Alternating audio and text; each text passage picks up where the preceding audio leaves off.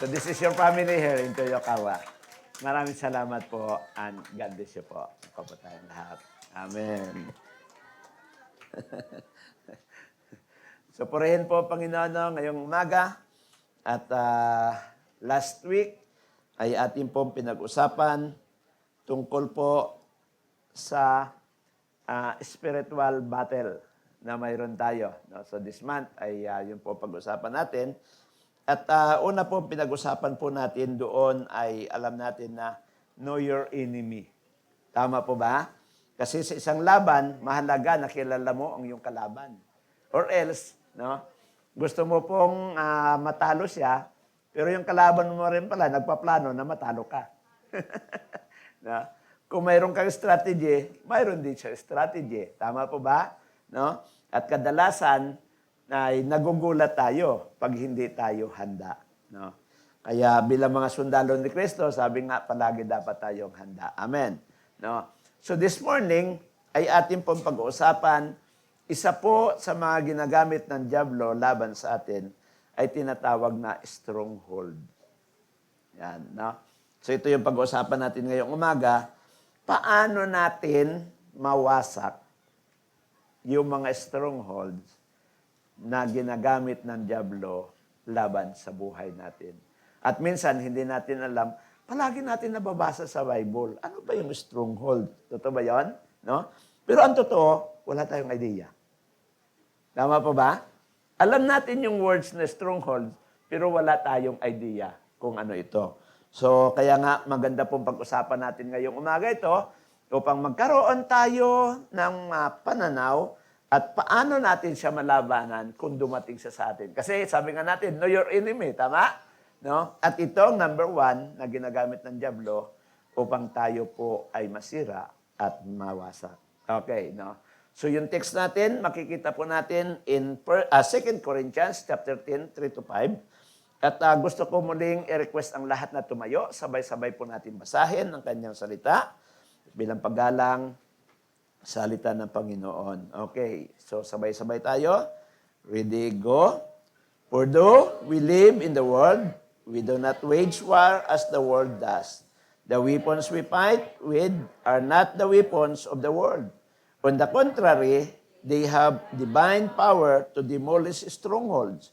We demolish arguments and every pretension that sets itself up against the knowledge of God, and we take captive every thought to make it obedience to Christ. Let's pray.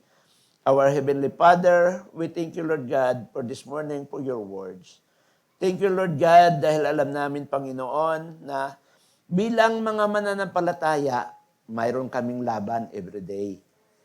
Kadalasan nga lang, Lord, hindi namin napapansin na yung palang nangyayari sa amin, ito po ay mga gawain ng dyablo. That's why, Lord, I pray right now, Lord God, buksan mo, Panginoon, ang aming mga spiritual eyes. Ganon din po ang aming mga puso. Para po, Lord, sa pag-aaral namin, ay lalo namin maunawaan, amin pong maintindihan.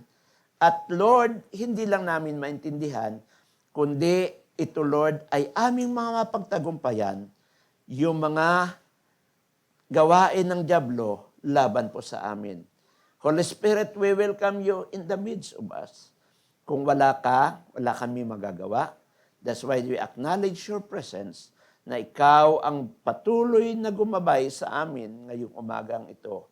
At hayaan mo na kumilos ka sa puso ng bawat isa. At Lord, buksan mo, Lord, yung aming mga pananaw upang makita namin, Lord, yung mga plano ng dyablo at amin ito, Lord, mapaglabanan.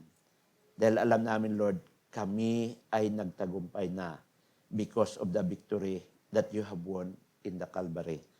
Pero paminsan-minsan, Lord, talo pa rin bilang Kristiyano kasi hindi namin alam, Lord, yung aming kalagayan. Help us, Lord God, to be a victorious Christians. Kaya nga, Lord, ngayong umaga, ikaw po ang manguna sa aming kalagitnaan. Hindi lang, Lord, sa loob ng church na ito, Lord God, but ganun din, Panginoon, sa mga taong nakikinig at nanonood sa amin online, Lord God. I pray, Lord God, na kumilos ka sa kanilang buhay. And I pray, Lord, na hindi lang kami ang magtatagumpay, but lahat ng iyong mga anak, Lord, ay maging victorious Christian, Lord God. Ito po ang aming dalangin sa umagang ito, sa pangalan ni Jesus. Amen, amen. Tayo po'y makaupong lahat.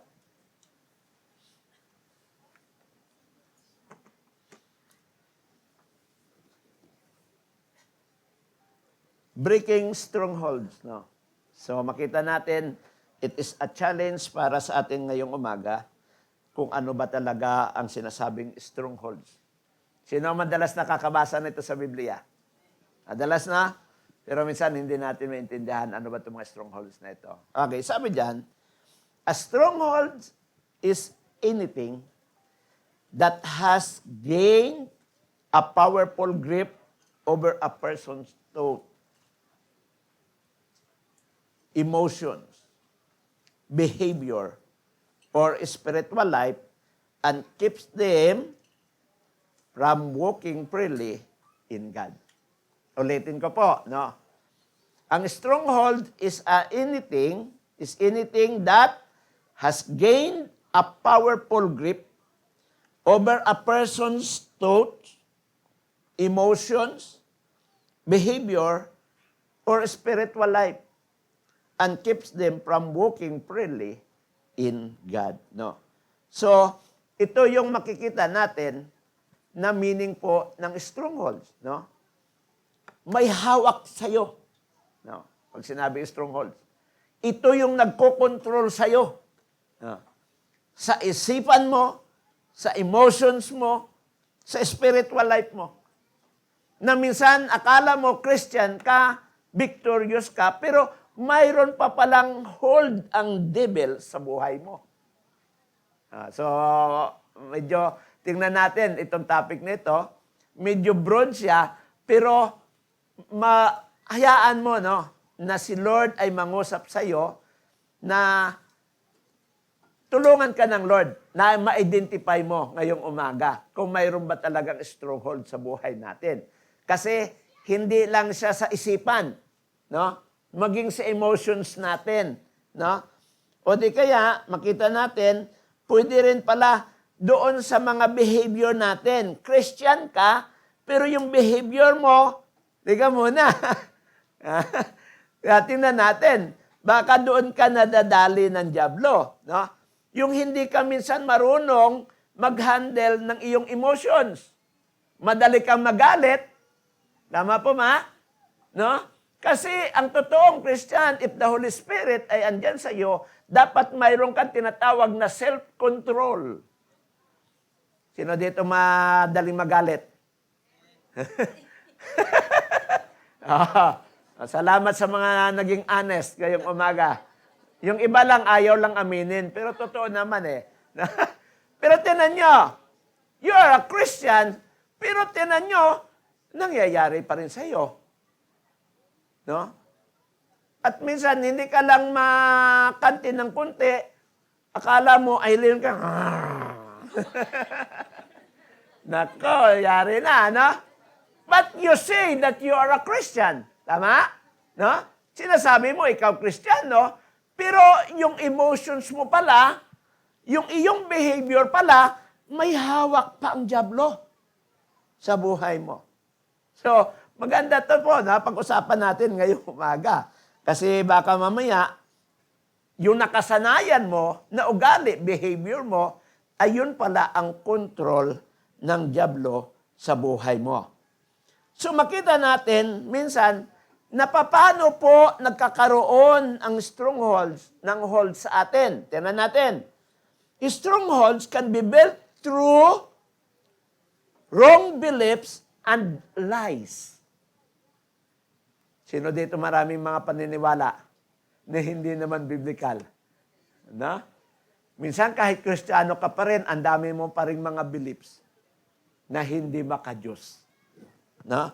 Huwag nang magwalis sa gabi kasi yung swerte ay lumalabas.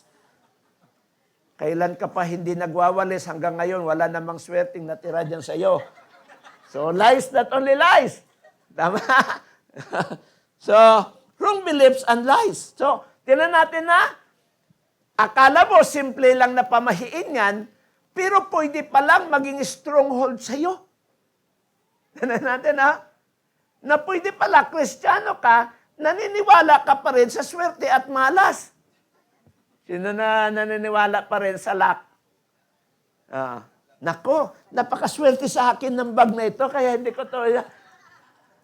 Ay, kung swerte yung bag mo, ba't hanggang ngayon di pa rin napupuno ng ginto? Yan. Okay.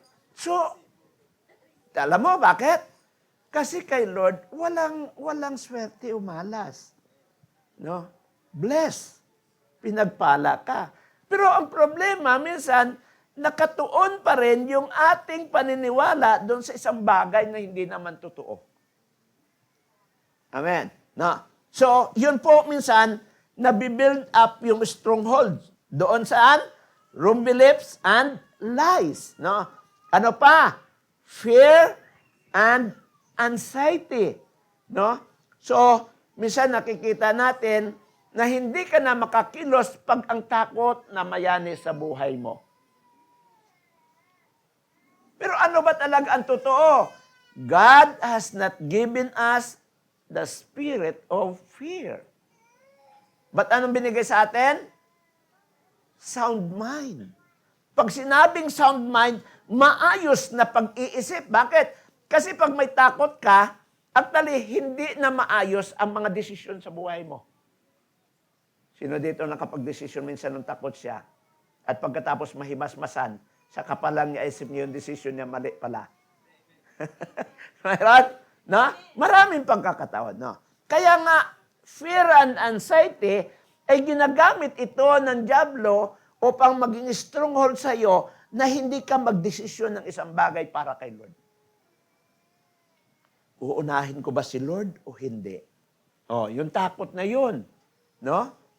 Kaya minsan makita natin na yun po ay nilalagay ng dyablo sa ating isipan. No? Pero kay Lord kasi, sa atin kasi, to see is to believe. Mga pamahiin natin, no? Tama ba? Sino dito ang to see is to believe? Oo. Pero kay Lord, baliktad. Believe and you shall see. Baliktad sa Kanya eh. No? So, makita natin, iba po ang mga binibigay ng dyablo sa atin kaysa policy ng Diyos. No? Ano pa? Bitterness and unforgiveness. No? So, siyang may mali, pastor eh. Ba't kailangan ako ang lumapit? Yan. Mga lies po yan, mga kapatid. Alam niyo ba, pag nagtira ka ng unforgiveness dyan sa puso mo, walang ibang talo, ikaw din. Eh sabi ng Lord ko, ikaw tama, di ikaw pumunta. Parang hirap ng pastor, ah. Pero that's the Bible tells us. Amen po. No? Tama po ba? No? Bitterness. Naku po, huwag kayong magtira ng mga sama ng loob sa puso nyo. Yung puso nyo bukas, kamusta na kaya? Magiging mapait yan. Mapait pa sa ampalaya yan. Na? So, maganda kaya pag wala kang tinatago na sama ng loob. Kasi pag nagpatawad ka kaagad, wala yung sama ng loob. Mayroon lang naman sama ng loob kasi hindi ka nagpatawad. Tama po? Kaya nga, ito mga kapatid, ay nagiging paraan ng dyablo upang mahawakan ka. Pagkatapos nun, lalo pa niyan dadagdagan yun. Di, inaabuso ka na niyan. Minsan-minsan, marunong ka rin lumaban. Alalahanin natin, ang dyablo is the father of all lies. Ano pa? Sin and unhealthy habits. Marami tayong habits, kaso bad habits. Totoo ba yan? No? Marami tayong habits, but a bad habits. No? Isa po yun, no? Sa mga ginagamit ng dyablo upang siya ay makapenetrate sa buhay natin kahit ikaw ay Kristiyano na. Amen. Ano pa? rejection, and insecurity. Nako, pag insecure ka talaga, no? Walang contentment ka sa buhay mo pag insecure ka palagi. Ba't siya palagi mayroong ganun? Nako po, pag yan na ang umiral sa atin, pwede pa rin ba mangyari sa atin kahit Christian tayo? Pwede pa rin. Kaya, simple lang yan, no? Naghahangad ka, pero makita natin, paunti-unti, hinihila ka na ng dyablo papunta sa kanya. At nagiging strongholds na yan sa buhay mo. Amen. Ano pa? Generational patterns. Yung ginagawa ng pamilya noon, ay nakasanayan na to, pastor eh. Nakasanayan nga, pero kung mali, itigil mo na. Tama po ba? Amen po. Ang dami dito po, no? Yung tinatawag na generational patterns, no? Na nakasanayan natin gawin, pero hindi po yun ang nais ng Panginoon para sa atin. Ano pa? Spiritual oppressions. Kasi may kalaban tayo, no? Then, repeated negative thoughts. Dito po, ang daming lumalagpak din dito. Naku, parang akong pinag-uusapan nila doon. Naku, tumawa pa.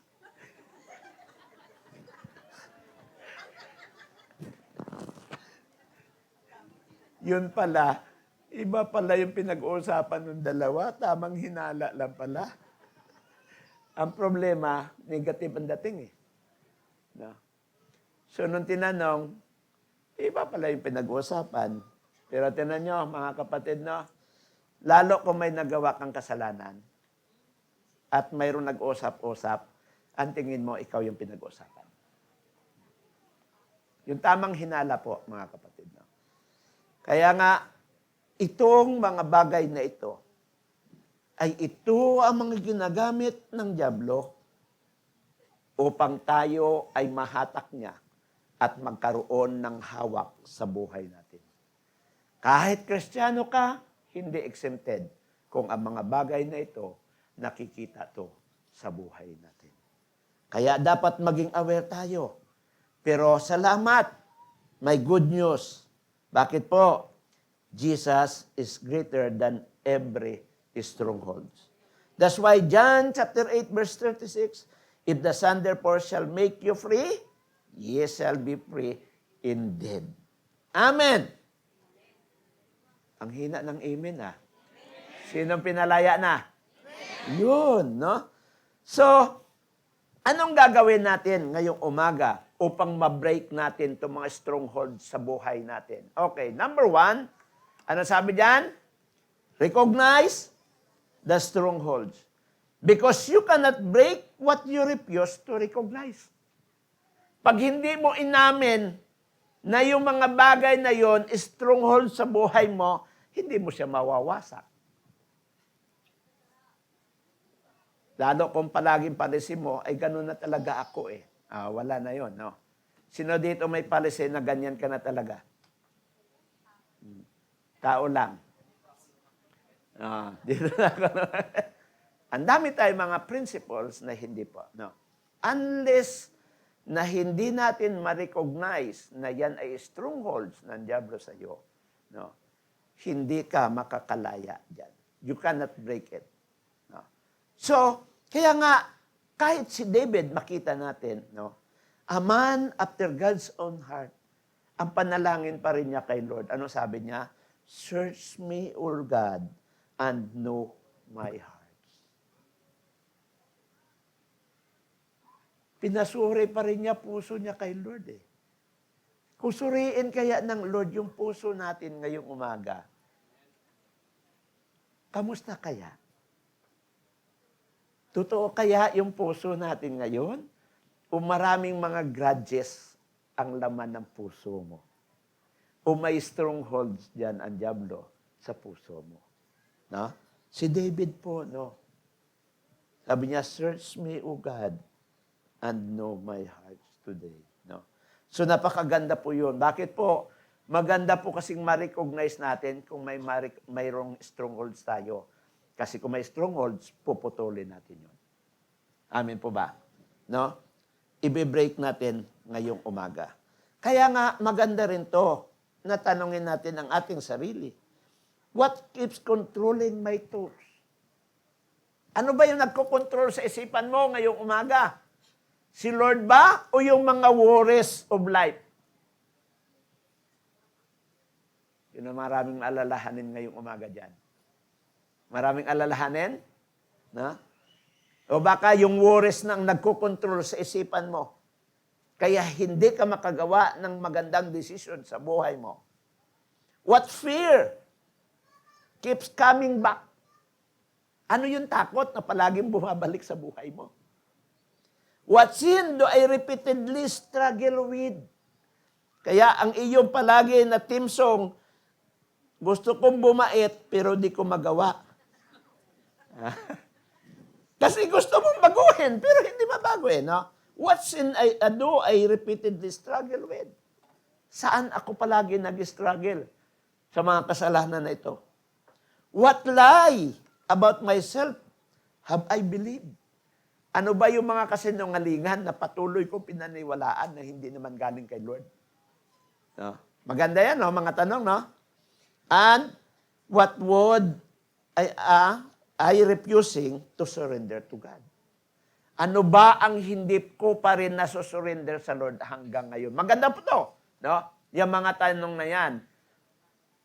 Kasi pag yan ay nasagot mo ngayong umaga, uuwi kang malaya ngayong umaga. Amen po ba? No. So, sa totoo po mga kapatid, sabi dyan, no, sometimes the greatest battle is not around us. Saan ang battle? Within our mind. Hindi po yung sa paligid natin. Ang greatest battle, ano yung nandyan sa isipan mo ngayong umaga. No? Kaya nga, mga kapatid, maganda po ma-recognize natin. Ano ba yung mga strongholds na mayroon sa buhay mo ngayong umaga? Then, pangalawa, i-identify natin yung mga lies. Ano ba yung tinatak ng diablo dyan sa isipan mo? Na mga kasinungalingan. No? Identify the lie behind the strongholds. Kasi, ang trabaho talaga ng diablo, mandaya. Kaya nga, sa John chapter 8, verse 44, dinescribe si devil as a liar. Sabi niya, no? You belong to your father, the devil, and you want to carry out your father's desire. No? He was a murderer from the beginning, not holding to the truth. For there is no truth in him. When he lies, he speaks his native language. Yun ang native language ni Satan. Ano yon? Pagsisinungaling. Kaya pag ikaw nagsisinungaling, nako po, sinong tatay mo? Delikado to. Pastor, delikado. No? When he lies, speak his native language. Kasi sabi, anong niya? For he is a liar and the father of lies. No? So yan po ang trabaho ng diablo, ang magsinungaling. Kasi kung ikaw anak ng Diyos, dapat palagi katotohanan ang sinasabi natin. Kaya minsan kahit magalit, sabihin mo pa rin yung totoo. Kaya magtampo ka man, sasabihin ko pa rin yung totoo. Kaysa naman magsabi ako sa iyo ng hindi totoo at magsinungaling ako. Tama po? No? Kaya be careful tayo, mga kapatid. Kailangang i-identify natin. So, lies before the truth. So, tingnan natin ito. May ilan dito, no? Ano yung lie na mayroon? Okay. Ang una, ang sabi dyan, I am worthless. Walang pakinabang. Pero sabi sa Psalms 139, verse 14, I am fearfully and wonderfully made. So, ibig sabihin, pag sinabi ng dyablo na wala kang pakinabang sa mundong ito, wrong. That's a lie. Sabi pa ba? Kasi sabi ng Panginoon, ginawa ka, no? Fearfully and wonderfully. Huwag mo lang Tagalogin. Kasi nakakatakot talaga. Englishin lang na natin. Kasi ang Tagalog na translation niya, nakakatakot din talaga eh. Natawa kami sa translation ng Tagalog niyan eh. Pag sinabi kasi fearfully, nakakatakot. Okay. Huwag na natin Tagalogin. Okay. So that's the lie. That's the lie of the devil. No? Pag sinabing ikaw ay wala kang pakinabang, that's the lie. Amin po ba? Pangalawa na lie. God will never forgive me. Kasi pastor, ang dami ko nang nagawang kasalanan, paulit-ulit. Hindi na ako kayang patawarin pa ng Lord. That's a lie. Bakit po? In 1 John chapter 1 verse 9, ano sabi niya? If we confess our sin, He is faithful and just to forgive us. So lie talaga. Kaya minsan mayroon pa ako, punta ka sa church, ayaw ko, baka masunog ako doon. Kasi alam niya may kasalanan siya. Marami akong na-encounter, sabi niya, Pastor, kaya pa ba akong patawarin ng Lord? Maraming tanong. Kaya nga, pag yan ay nilagay ng dyablo sa isipan mo, na hindi ka na kayang patawarin ng Lord, kasi tambak yung kasalanan mo, bundok pa, mas mataas pa sa Mount Everest. Pero sabi ng Lord gaano man karaming kasalanan mo, no? If we confess, no? Tama pa ba? Kung sabihin natin yung ating kasalanan, magsisi tayo, He is faithful and just to forgive us. So that's a lie.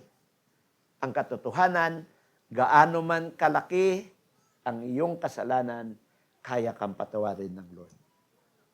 Another lie. I cannot change. Hindi ko na kayang baguhin ang aking buhay. That's a lie. Amen po ba? 2 Corinthians 5:17, anong sabi? If anyone is in Christ, he is a new creation. So, tinan natin, ibig sabihin pala, pwede pa rin baguhin tayo ng Lord. Kaya kung sabihin mo na hindi ka na kayang baguhin, that's wrong. That's a lie.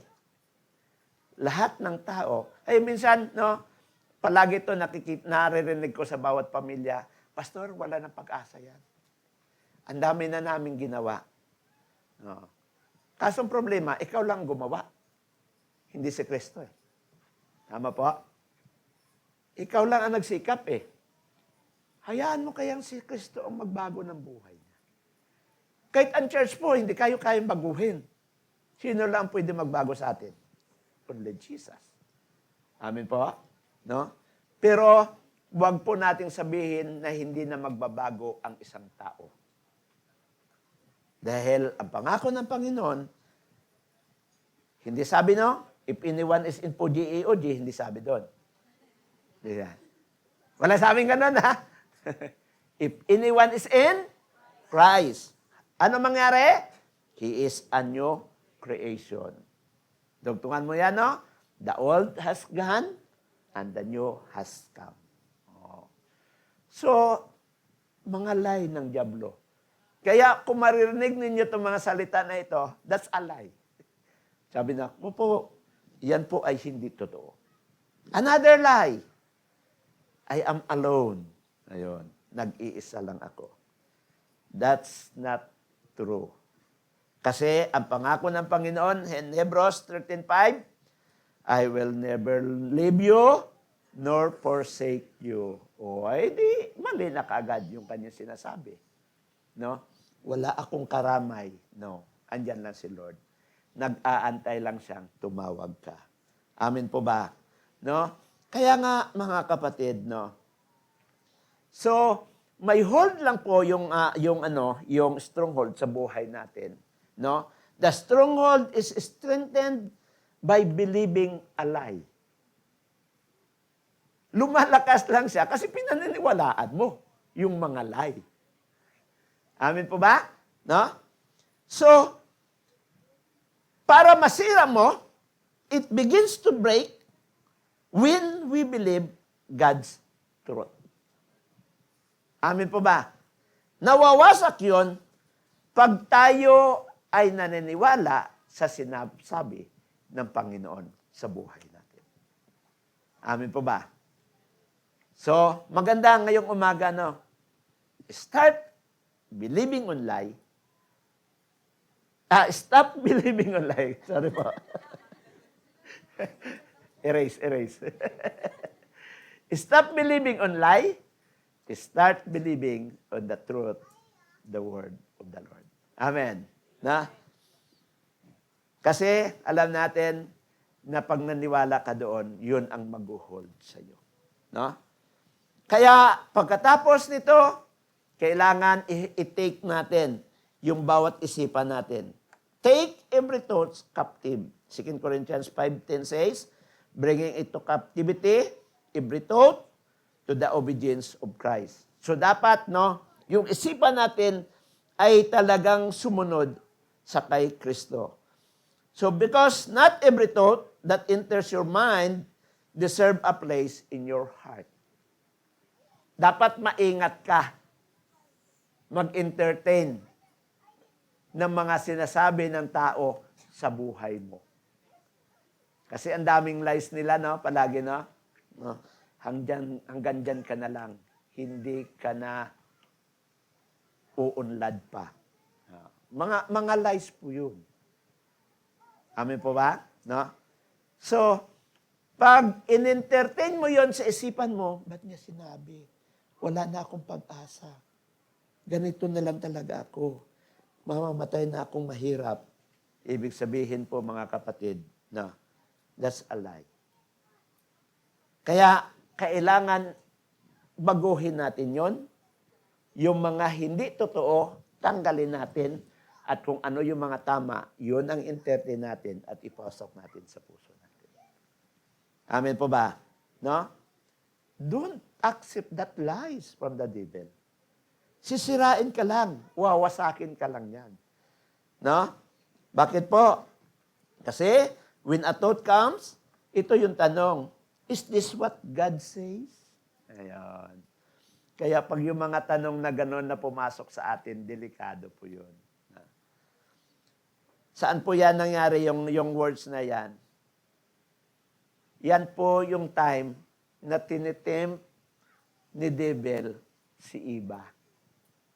Kasi sabi ni Eva sa sabi niya, pwede namin kainin lahat ng bunga dito maliban sa puno yan. Kasi tiyak kami mamamatay.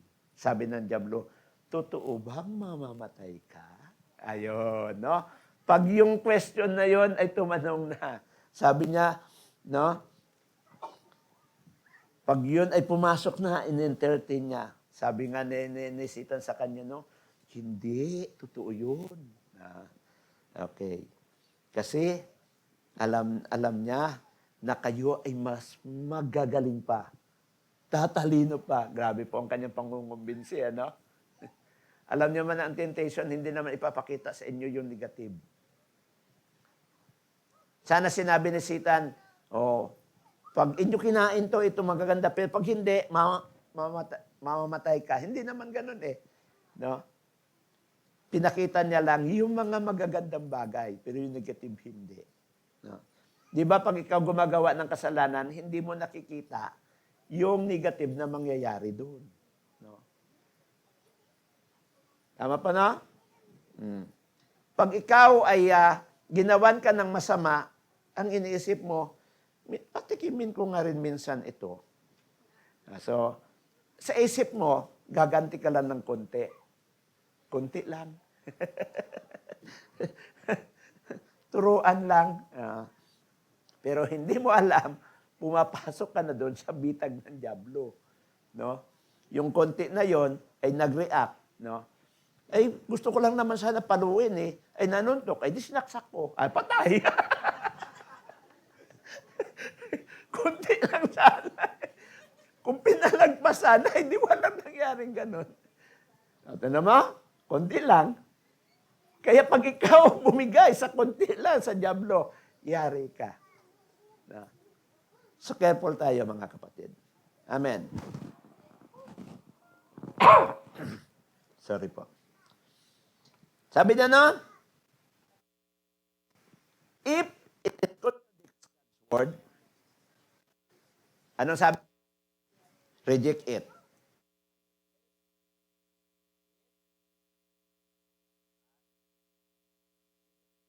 Amen. Mukha nawala yun. Okay. No? So if it is contradicts with God's word, reject it and replace with scriptures. Kaya papalitan po natin palagi. Don't allow your mind to become a prison for thoughts, and Jesus already came to set free. Amen po ba? No? Kasi pinalaya na tayo. Huwag mo nang balikan pa. Huwag mo nang hayaang entertain pa yon. Pinalaya ka na ng Diyos doon, no? Sabi nga, no, binigyan ka na ng Lord ng pagkakataon na baguhin ang buhay mo. Huwag mo nang balikan yung nakaraan mo. Amen po ba? No. Huwag mo nang balikan. Kasi pag binalikan mo, mas masahol ka pa sa dati. Amen po ba? No? So dapat tanggalin natin, no? Minsan, makita natin, pag mayroon mga pagsubok dumating sa buhay natin, ang tendency natin magre-react tayo. No? Gumagawa na nga ako ng mabuti, pero pilit nyo pa rin ako na binabalik sa akin dati. Sige nga, magkasubukan nga tayo. Ay, wag na. Babalik ka sa dati mo, mas mahirap. Binago ka na ng Lord, wag mo nang hayaan pa bumalik ka sa dati mong buhay. Amin po ba? No? So, we need to take every thought captive. Dapat ay yung marunong tayo sumunod sa salita ng Panginoon. Pang-apat, anong sabi? Tear down the strongholds. So, kailangan wasakin na natin. Paano? Through God's word. In Ephesians chapter 6, verse 17, calls the word of God the swords of the Spirit. Tama po ba? Tinawag po yon. Yan po ang panglaban natin sa kalaban. Amen po ba? Yung full armor, naalala nyo? Last week na pinag-usapan natin, no? Mayroong helmet of salvation, mayroong shield of truth, pero mayroong sword of the Spirit, which is the word of God, no? So yan po yung sword of the Spirit, no? Which is the word of God. So yan po ang panglaban natin. Kaya kahit si Jesus himself answered Satan's temptation with the scriptures. Tama po, nung siya ay tinempt, makita natin, ginamit niya palagi yung words, it is written. Tama po. In Matthew chapter 4, verse 7, at saka verse 10. 3 beses siya tinempt eh. Una, pinagawa sa kanya yung bato na gawing tinapay. Kaya ang sabi niya, it is written. No? Hindi lang nabubuhay ang tao sa tinapay, kundi sa kape din? Hindi pa yan. Kundi, maging sa salita ng Panginoon na namutawid sa kanyang bibig. So, ibig sabihin, no, yun pa rin ang kanyang pinantapat, salita ng Panginoon. No? At din pangalawa, makita natin na siya ay dinala saan? No? Doon sa height ng isang building, no? At sabi niya, magpatihulog ka. Kasi iingatan ka niya. Sabi niya, wag mong subukan ang Diyos mo. Sabi niya. No, tapos dinala siya sa mataas na bundok, pinakita sa kanya lahat. Sabi niya, nakita mo yan lahat, nakikita mo, ibibigay ko sa iyo, magsamba ka lang sa akin. Sabi niya, nako, ang Diyos lang ang sasambahin mo magpakailanman. Amin po ba? Ang yabang niya, no, akala niya siyang may gawa ng mundo. No, gusto niyang ibigay kay Lord. Siya nga nilikha lang ng Lord eh. Tapos gusto niya ibigay kay Lord na. Pero makita natin, no, yung scripture palagi ang ginagamit ng Panginoon panglaban. Yun nga lang, ang problema minsan, pag tayo, wala tayong alam na scripture. Sino dito may sa ulo na scriptures? Ba't ilan lang nag-amen? Kaya pag ikay naka-encounter mo si Satan, Satan, nasusulat. Ano sabi ni Satan? Ano nasusulat? Basta nasusulat. Kasi hindi alam yung scripture eh. Sabi niya, Satan, nasusulat. Ano nga yung nasusulat? Sabi ni Satan sa iyo. Nako, mga kapatid, kailangan matuto tayo. We need na. Okay. Pero mga kapatid, maaaring ang iba sa atin, maraming alam na salita ng Panginoon. Pero sa totoo, mga kapatid, no, ang sabi diyan, the Word does not merely inform us.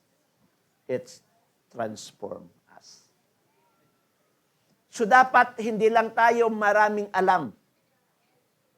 Ang pinakamainam, yung alam natin, nagagawa natin. Amen po ba? Mahirap yung sobrang daming alam, pero hindi na nagagawa. At ito yung problema ng maraming Christian ngayon. Maraming alam, hindi na alam kung anong gagawin. Pero Romans chapter 12, verse 2, no, na alam natin, no, but be transformed, ano sabi diyan? By the renewing of your mind. No. So, anong sabi diyan Romans 12 na yan? Ang umpisa yan, do not conform to the pattern of this world, but be transformed by the renewing of your mind. Kaya makita natin na once ikaw ay nakakilala kay Lord, huwag ka nang gawin mo yung anong ginagawa mo dati. Ang problema, naging Christian ka, pero yung iyong yarikata, nihonggo tuloy. Ibig sabihin, yung iyo pa rin ginagawa araw-araw, yung nakasanayan mo. Totoo yan? Marami tayong ginagawa bawat araw kung ano pa rin yung nakasanayan natin. Gusto mong baguhin ka ng Lord, pero yung ginagawa mo everyday, kamusta?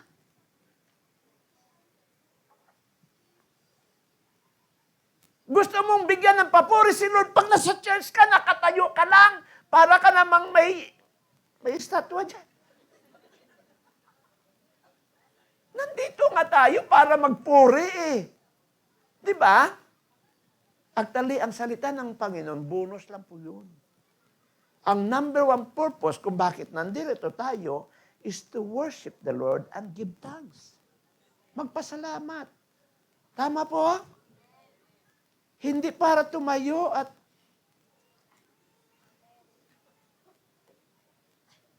amen po ba? Ha? We need to worship the Lord. So bakit ganun po ang nangyayari? Sa totoo po, kahit tinanggap mo na si Jesus Christ, hindi pa rin nabago ang ating isipan. Nasanay pa rin tayo doon sa ating nakaugalian. Na pagpasok sa church,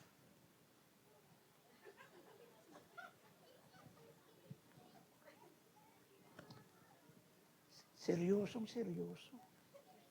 At uuwi,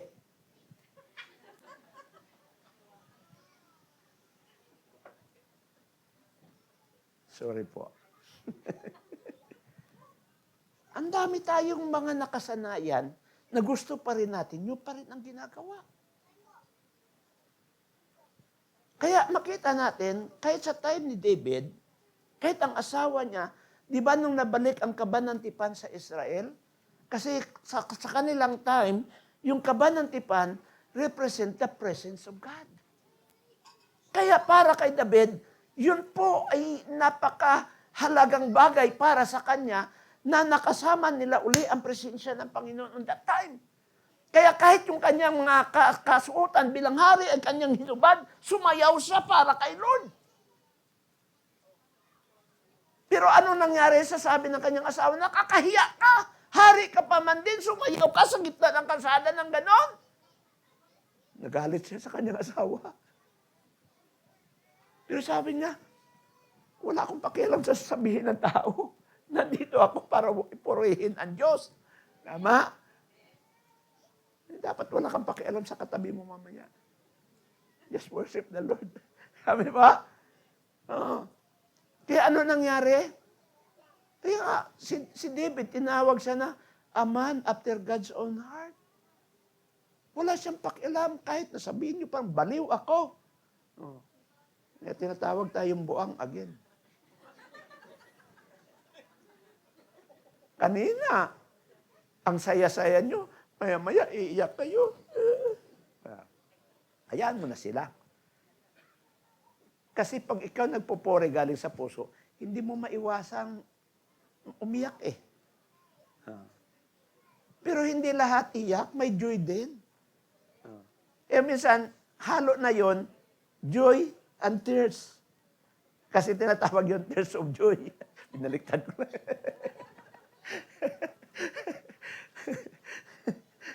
Amen mo ba? No? So we need. Kaya sabi diyan mga kapatid, let's renew. Let's transform our minds. Amen po ba? No? Huwag mo nang sundan yung pattern ng mundo. No? Do not conform to the pattern of this world, but be transformed by the renewing of your mind. So change begin when our thinking comes into the agreement with God's Word. Nagbabago yan. Ano ba sinasabi ng Biblia? Worship God eh. Tama po? Oh. Sayaw, kung kailangan sumayaw. Mayroon bang masaya na?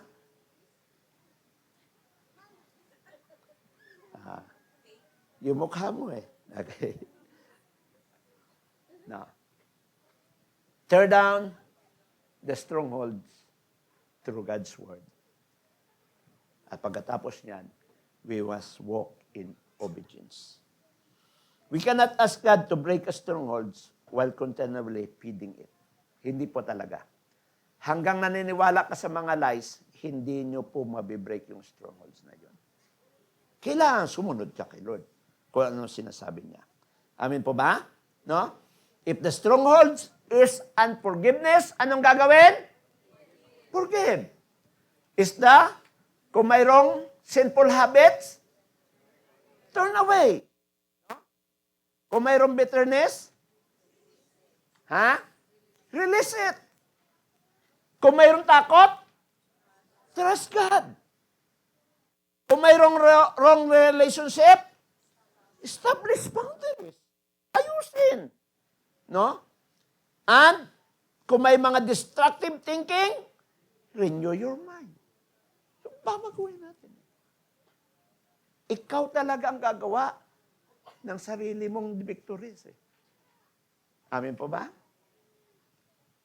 Kaya kung sabihin mo ka natisod ka dahil sa isang kapatid, hey, ikaw may decision.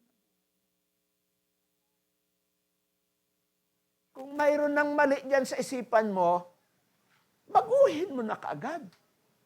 Kaya nga, palagi ko sinasabi ito, huwag kayong mag-pray, Lord, baguhin niyo po ang isipan niya para naman hindi kami mag-away. No.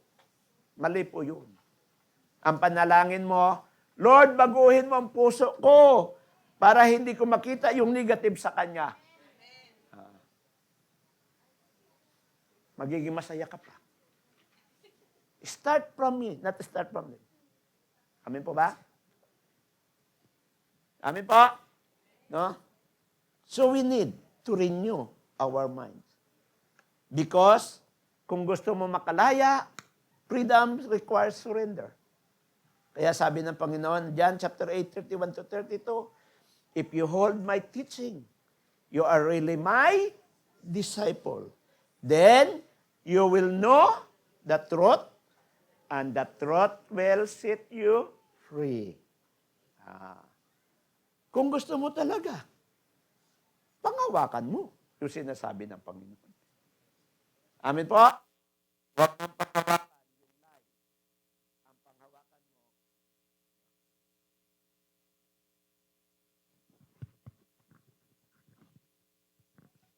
Huwag natin paniwalaan yung lies. Ang paniwalaan natin yung katotohanan na sinasabi ng Lord. Amen. Walk in obedience and then stand in the victory of Christ. Amen. We don't fight for victory. We fight from the victory Jesus has already won. Nanalo na siya eh. No? Colossians chapter 2 verse 15 says, "And having disarmed the powers and authorities, He made a public spectacle of them, triumphing over them by the cross." Kaya ang cross na yan naging meaningful eh. Amen po ba? Actually, hindi lang naman si Jesus po ang namatay dyan. During the time, no, of Roman Empire, marami pong pinako. Kasi yung cross na yan, sa kanilang time, yan po ay katumbas ng bitay sa atin sa ngayon. Yung mga criminals, yan po nila pinapatay. Pinapako sa cross. Pero bakit naging meaningful yan? Kasi yung kanilang pinako dyan, walang kasalanan.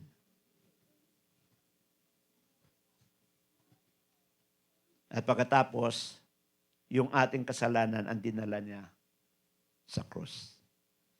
Kaya nagkaroon tayo ng victory. Amen po. No? So the enemy may attack,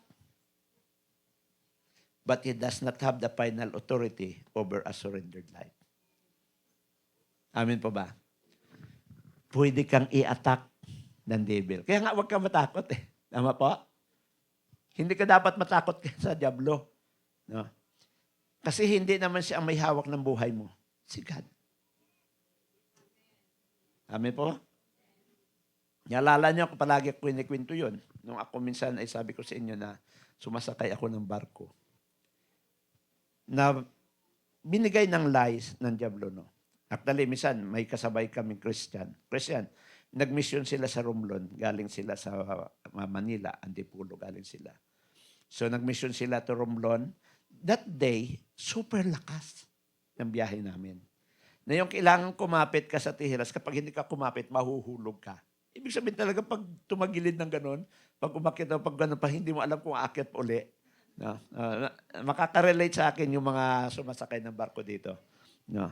So, actually, that night ay naghiwalay kami kasi nga ay malakas ng alon. At siyempre, mahihilo ka talaga. Ako, kailangan ko mag-sleep ng ganun. So, naghiwalay kami sa ganung kalagayan. Sabi ko, sige, see you tomorrow. Sabi ko, in Romblon.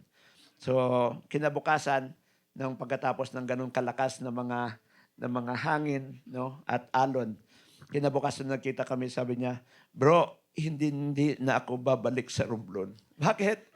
Sinusumpa ko na ang biyahe kong ito. Last na ito. Takot na takot siya during that time. Sabi niya, hindi ko alam kung darating pa tayo sa Romblon. Pero ako, alam niyo ako, tulog na tulog ako.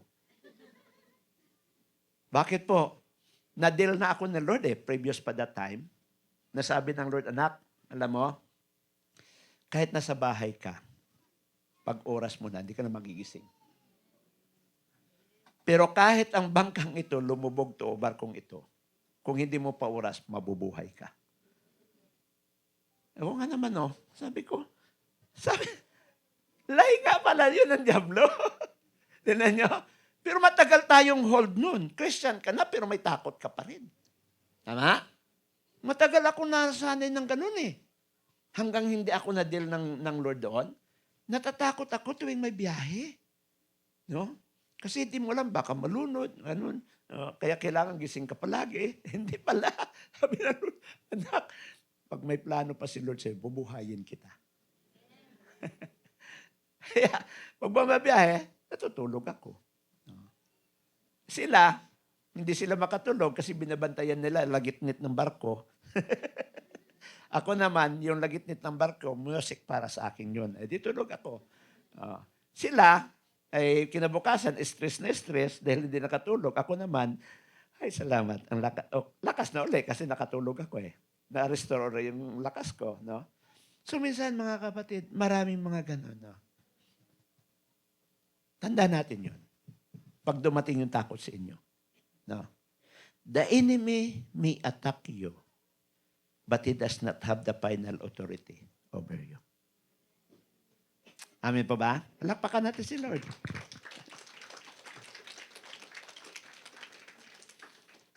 Kaya nga, mga kapatid, tingnan natin to. Ilang truths pwede kong ibigay? Sana makita niyo sa screen. No? Sabi nila, no? Yung strongholds, fear. No? Pero sabi ng Lord, doon sa 2 Timothy chapter 1, verse 7, ang sabi diyan, ano? God has given me power, love, and sound mind. Rejection. That's the strongholds. Pero sabi, I am accepted in Christ. Ephesians 1:6. Guilt. Sino may guilt dito pag nagkakasala? No. But in Romans 8:1, there is no condemnation in Christ. Grabe na? Shame. No. Pero sabi diyan, no, nahihiya ako. What? Hindi ko kayang tumayo sa inyo. Minsan may naririnig akong ganun eh. Ako? Pastor, parang hindi ko kayang humarap sa tao. Nahihiya ako ng aking nakalipas. Nakalipas na nga, nahihiya ka pa. Okay, sabi ng Lord, no? 2 Corinthians 5:17, di ba? Yung binasa natin, no? The old has gone, and the new has come. Ibig sabihin, I am a new creation in Christ. Amen po ba? No? Anxiety. Ano sabi sa 1 Peter 5:17? No. Kasi sabi niyan, cast all your cares upon Him, for He cares for you. So I can cast my cares on Him. Amen po ba? Bitterness. Ephesians 4:31-32. Anong pipiliin mo? Bitterness o forgiveness? So, I choose forgiveness. Tama po ba? No? Sinong discouraged dito? No. Pag discouraged ka, Psalms 46 verse 1. God is my strength. No. Kung addiction ka, mayroong addiction sa sin, Romans 6:14, sabi diyan, sin shall not have dominion over me. So, ibig sabihin, pwede kang makalaya kahit anong may kasalanan na nasa buhay mo. Amen. No? Kaya nga, mga kapatid, para i-conclude natin yung ating pinag-usapan ngayong umagang ito. Ang sabi diyan, strongholds may be powerful, but they are not more powerful than Jesus Christ. Hallelujah. Woo! Amen? What has controlled you for years can be broken when you surrender it to God. No? Reject the lies of the enemy. Renew your mind with this word and walk in obedience. Hallelujah. No? That's why 2 Corinthians chapter 10 verse 4 reminds us that our weapons are mighty through God to the pulling down of the strongholds. So today, don't make peace with what Jesus came to destroy. Hindi na tayo mag-allow. Don't allow fear. Don't allow bitterness. Don't allow shame, unforgiveness, sins, or the wounds of the past to define your future. Amen. No? Kasi lahat yan ay pinagtagumpayan na ng ating Panginoong Hesus. That's why, sabi diyan po sa John chapter 8 verse 36, if the Son therefore shall make you free, you shall free indeed. The strongholds can come down, the chain can be broken, the mind can be renewed, the heart can be healed, and your life can be restored. Hallelujah! No? Jesus has already won the victory. Now, walk in the freedom He has given you. Amen. No? So, kailangan po na tayo ay lumakad kasama ng Panginoon. Let's all stand this morning. Hallelujah!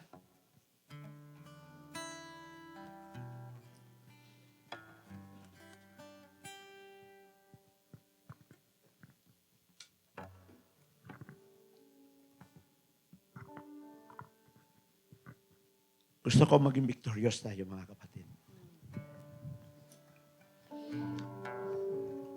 So before that, gusto ko, bago tayo umawit, mayroon po tayong isang prayer dito at gusto kong sundan niyo po to.